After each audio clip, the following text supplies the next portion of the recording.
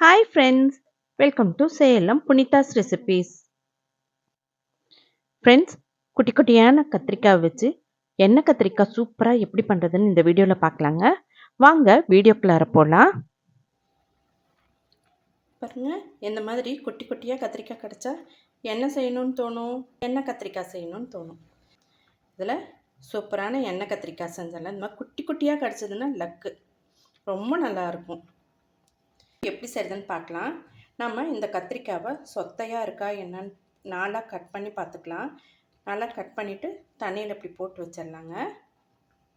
இதுக்கு தேவையான பொருட்கள் என்னென்னு பார்த்தா, சின்ன வெங்காயம் ஒரு 10 வெங்காயம், ஒரு 10-12 பல் பூண்டு, சின்னதாக ஒரு துண்டு இஞ்சி இருந்தாவே போதும். இது 1/4 கப் அளவுக்கு தேங்காய், அளவுக்கு கருவேப்பிலை இந்த அளவுக்கு போட்டாலும் போடலாம், கம்மியாக போட்டாலும் போடலாம். நான் எப்போவுமே நிறைய போடுவேன். புளி இந்த அளவுக்கு.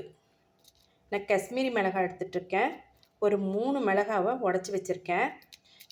கொத்தமல்லி தூள் 2 டீஸ்பூன், சோம்பு 1 டீஸ்பூன், சீரகமாக இருந்தாலும் சரி, சீரகத்தூளாக இருந்தாலும் சரி 1/2 டீஸ்பூன், மிளகு ஒரு 1/4 டீஸ்பூன், பட்டை சின்னதாக இந்த மாதிரி ஒரு 2-3, லவங்கம் ஒரு 4.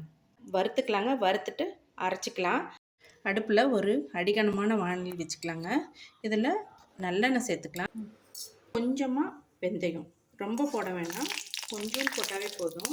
ஒரு 1/4 டீஸ்பூன் அளவுக்கு உடச்ச உளுத்தம்பருப்பு, இது கூட சோம்பு, மிளகு, பட்டை, லவங்கம், வெங்காயம், பூண்டு, இஞ்சி கொஞ்சமாக, வரமிளகாய், கருவேப்பிலை அதெல்லாம் சேர்த்து வதக்கிக்கலாங்க.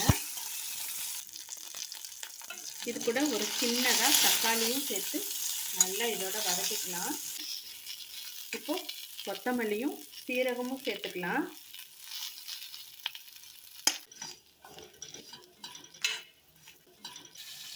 இந்த அளவுக்கு இருந்தாவே போதும். ஓகேங்களா?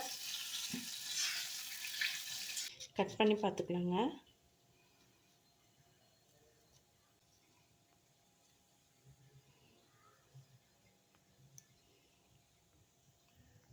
இந்த தண்ணியில் கொஞ்சம் உப்பு சேர்த்துக்கணுங்க. அப்போ தான் கருத்து போகாமல் இருக்கும்.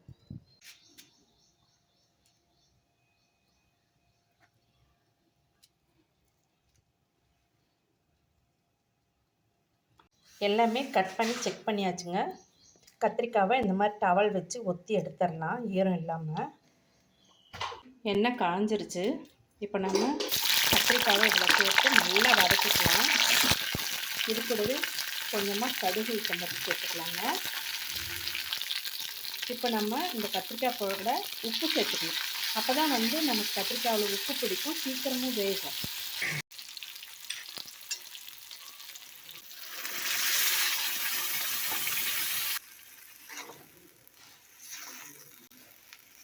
பாருங்கள், இதை மூடி போட்டு ஒரு 10 நிமிஷம் வேக வைக்கலாம்.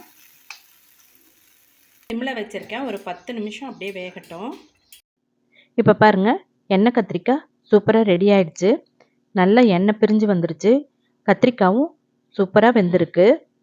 இப்போ இது கூட கொஞ்சம் கருவேப்பிலையும் கொத்தமல்லி தூவிக்கலாம்.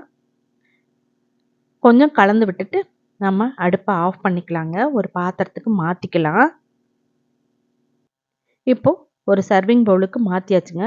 இப்போ நம்ம சர்வ் பண்ணி சாப்பிட்டு பார்க்க வேண்டியது தான். இப்போ ஒரு பிளேட்டில் சுட சுட சாதம் பரிமாறியாச்சு.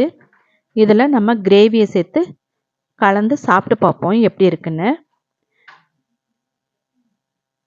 கத்திரிக்காயோட நம்ம முழுசாகவே கத்திரிக்காய் இருக்குது பாருங்கள். குட்டி குட்டியாக இருக்கிறதுனால முழுசாக பார்க்கவே அழகாக இருக்குது. ஸ்மெல்லும் சூப்பராக இருக்குது. பாருங்கள், கத்திரிக்காய் எவ்வளோ சூப்பராக இப்படி வெண்ணெய் மாதிரி வெந்திருக்குங்க. அவ்வளோ சூப்பராக வெந்திருக்கு. கத்திரிக்காவோட இந்த கிரேவியும் சேர்த்து சாப்பிட்றப்ப நமக்கு அதாவது கறி குழம்பை விட டேஸ்ட்டாக இருக்கும். இந்த கிரேவி சூப்பராக இருக்குங்க. நீங்களும் வீட்டில் இதே அளவுகளை வச்சு செஞ்சு பாருங்கள். இந்த மாதிரி குட்டி கத்திரிக்காய் கிடைச்சா கண்டிப்பாக இந்த குழம்பு வைங்க. உங்கள் எல்லாருக்குமே ரொம்ப பிடிக்கும். செஞ்சு சாப்பிட்டு பார்த்துட்டு எப்படி இருக்குன்னு கமெண்ட் பாக்ஸில் சொல்லுங்கள். இந்த வீடியோ உங்களுக்கு ரொம்ப யூஸ்ஃபுல்லாக இருந்திருக்கும். பிடிச்சிருந்தா லைக் பண்ணுங்கள். சப்ஸ்கிரைப் பண்ணாதவங்க சப்ஸ்கிரைப் பண்ணுங்கள். இதே மாதிரி ஒரு யூஸ்ஃபுல்லான வீடியோவில் மீட் பண்ணலாம். தேங்க்யூ ஃபார் வாட்சிங்.